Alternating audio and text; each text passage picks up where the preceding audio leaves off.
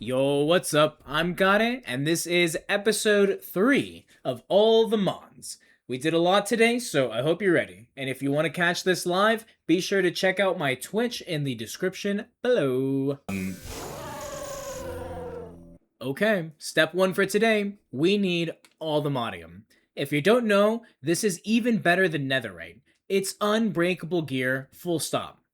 But it's rare and it's brutal to try to find without some help, which is exactly why we're making this, a charm of sight. This item is about to save me a lot of hours. To get there though, we gotta go through a crafting chain that starts with throwing some water bottles in our brewing stand to make mundane potions. Then we craft ender powder and glowstone and combine those with a mortar and pestle to get orsite powder, specifically for all the modium. Now we smelt this down in a blast furnace and we get something called calcinated orsite. We take this item and we put it in the brewing stand to start crafting all the modium sight potions, which is what will finally let us get the charm of sight. A lot of work, but for a huge reward. Oh, oh!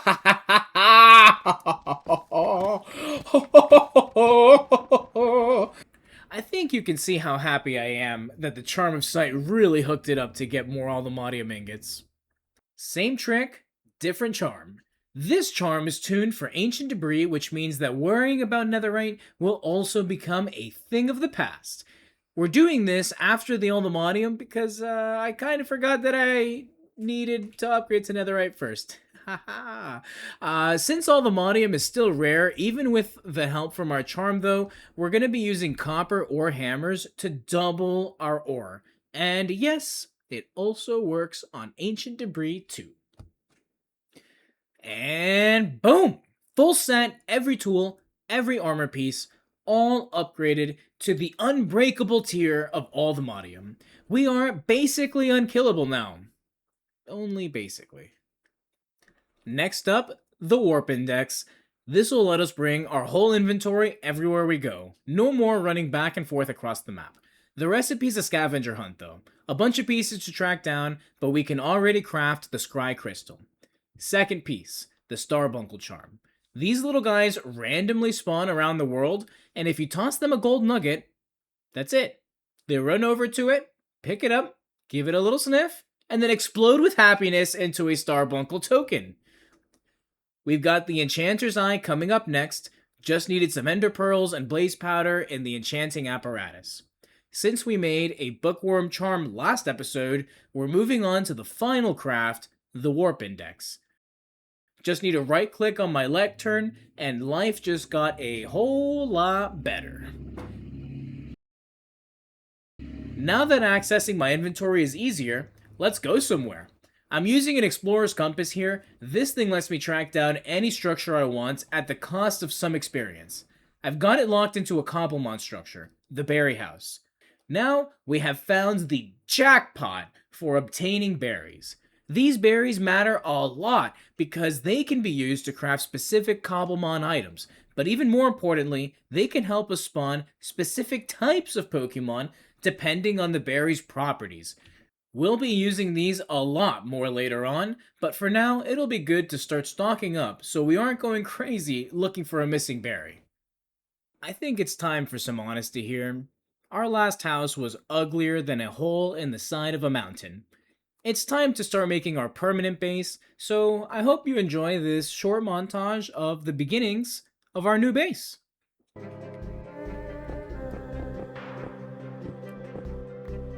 Annoyingly impossible. I don't know how I messed up, but I did. And I only need one glass. So all of this. All of that. And then we're going to boom. Swap that. Okay. Oof. Here. I'll put one in each corner. I hope I more than answered your question. Copy the path.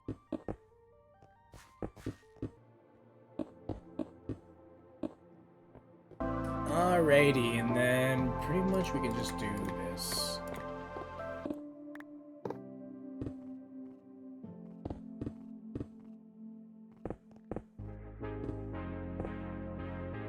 One, two.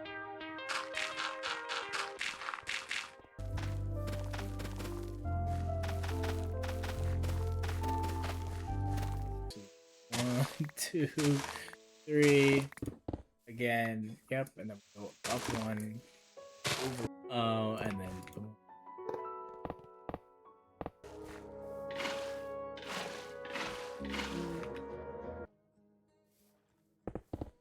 There.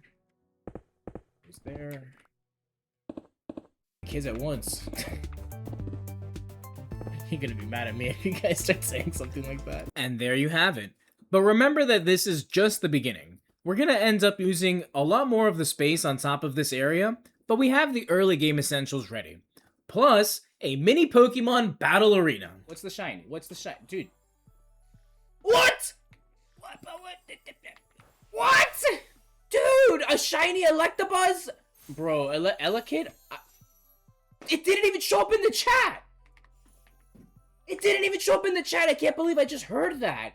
Oh my god, if we don't catch this, I'm gonna cry, dude. Okay. And if you can believe it, we found another shiny already. So obviously I'm gonna try to catch this thing, but it's gonna be crazy if we do, because our 5th Pokemon that we caught was also a shiny. It was a shiny Cacnea, but it was a shiny still. So this guy's a level 20. We're gonna try to lower his health a little bit before catching him to see if we can get the job done, you know, guaranteed. So we're throwing out Chimchar. He's our starter. Oh, he's dead. Okay, let's try with Cacnea. Cacnea is, you know, kind of a decent level, higher level than Elekid, and we're gonna use a feint attack here, but oh. We're running out of options. Brionas are pretty much our only other option, but they're a water type. So we're just gonna throw a Pokeball at this thing, and I mean, we've gotten lucky in the past. We've caught an other Pokemon with one ball. Who's to say we can't catch this one too, right? Guys, I think I'm hacking. The guys spawning in. Dun, dun, dun, dun.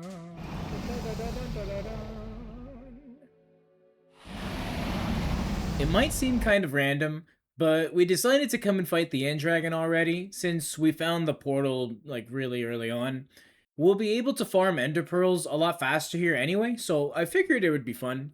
And considering that we're using all the Modium gear and a jetpack, the End Dragon had pretty much no chance. Back to the mods. It's time to upgrade our Energized Smelter so that we can smelt ores even faster. We're crafting energy upgrades right now, and after this we're crafting some speed upgrades. Usually, these upgrades need to be used together to actually make the speed upgrade work, because otherwise your machine uses way too much energy. And we're only crafting 6 for right now because we're kind of limited on our resources, and we don't really need it to be insanely fast just yet. But even with just these upgrades, I mean, take a look at that. That is already crazy faster. And now for the moment I hope you've all been waiting for, Pokemon battles. We're crafting a bunch of experience shares so that we can make sure all of our Pokemon are getting experience in all of these battles. But right after we finish placing these on all of our Pokemon, we are going to get started with the first Gym Leader Rourke. So we're going to do Brilliant Diamond, Shining Pearl first. We already have our series cards selected with this series. And so the first gym leader is Rourke. And he's going to increase my level cap to 16. So as you beat some of these trainers, they increase your level cap. You can fight higher level, fight with higher level Pokemon. It says his signature item is Smooth Rock. Which means, if I put a Smooth Rock in here, he will spawn on there. So this mod's crazy. I guess I haven't really... Let me talk a little bit more about the battling, right? Because I kind of just went right into it. But like, no one's ever battled on... you know, Pokemon in Minecraft, right? Or maybe not everybody has. So on the left side, it shows my Pokemon, shows the health, their typing, their speed stat, and then it gives me on this side the other Pokemon, their typing, you know, all that. And it also gives me a range of what this Pokemon's speed stat could be. So that's how I know if my Pokemon is faster or not, but obviously it doesn't tell me exactly. because it's a range. You're not.